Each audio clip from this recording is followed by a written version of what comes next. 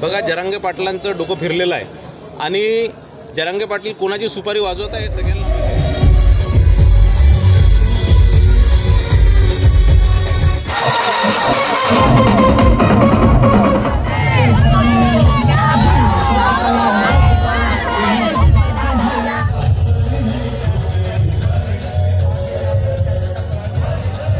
फडणवीस यांच्यावर केला आहे की त्यांनी मला जेलमध्ये टाकून त्यांना मारण्याचा प्रयत्न की हे जरांगे पाटील नाही बोलत आहे, त्यांची जे त्यांना जे सुपारी दिली आहे ते लोक त्यांच्याकडनं त्याच्या तोंडातून ते वधवून घेत आहे.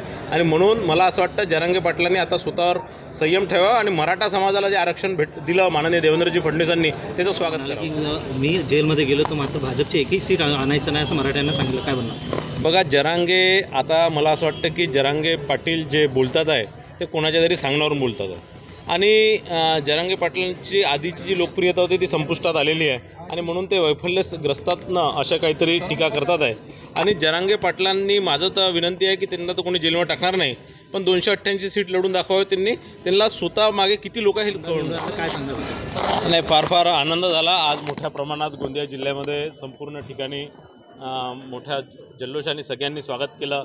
आज गोंदिया शहरात मोठी रॅली काढण्यात आली आणि त्या रॅलीमध्येही कार्यकर्त्यांसोबत सामान्य नागरिकही सहभागी झाले आणि ज्या दुकानांपुढून किंवा रस्त्यांपुढून घरांपुढून आम्ही जात होतो मोठ्या प्रमाणात सामान्य नागरिकांचाही प्रतिसाद मिळाला आहे आणि फार मी आनंदी आहे. फार सगळे लोक बसून घेतात, मागे घेतात सरकारला धीर नाही काय आणि सरकारला म्हणतात ते की त्यांना धीर नाही सरकारचा. बघा, असं आहे की जरांगे पाटलांनी जे पहिल्यांदा जे उपोषण केलं आहे आणि त्यावेळेस त्यांची जी झालेली लोकप्रियता आज मोठ्या प्रमाणात ती घटलेली आहे आणि आता काहीतरी उपोषणं करून, कारण आता मला असं वाटत नाही कोणतीही सरकार त्यांनी मागणी केलेल्या प्रकारचं आरक्षण कधी देऊ शकणार.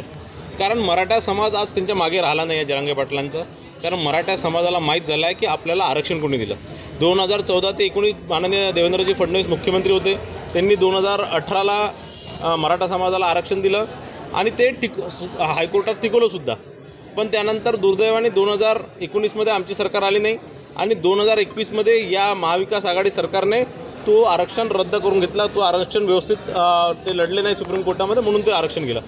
त्यानंतर परत आमची सरकार आली 2022मध्ये आणि आता आम्ही EWSमध्ये मराठा समाजाला आरक्षण दिलं आणि जे टिकणारं आरक्षण दिलेलं. एवढा मोठा निर्णय या महायुती सरकारने माननीय एकनाथ शिंदे साहेब, माननीय देवेंद्र फडणवीस साहेब, माननीय अजितदादा पवार या सगळ्या लोकांनी मेहनतीने हा कायदा पारित करून घेतला आणि मराठा समाजाला न्याय देण्याचा प्रयत्न केला. जरांगे पाटलांना मराठा समाजाला आरक्षण द्यायचंच नाही आहे. मराठा समाजाच्या विद्यार्थ्यांना किंवा मराठा समाजाच्या युवकांना कोणतीही मदत करायची नाही आहे.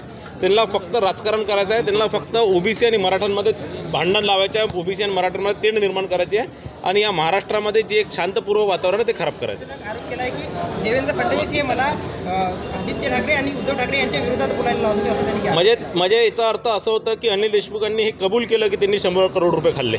आतापर्यंत ते सांगत होते मी खाल्ले नाही, पण आज त्यांनी आपल्या तोंडाने कबूल केलं की त्यांनी 100 करोड रुपये खाल्ले म्हणून.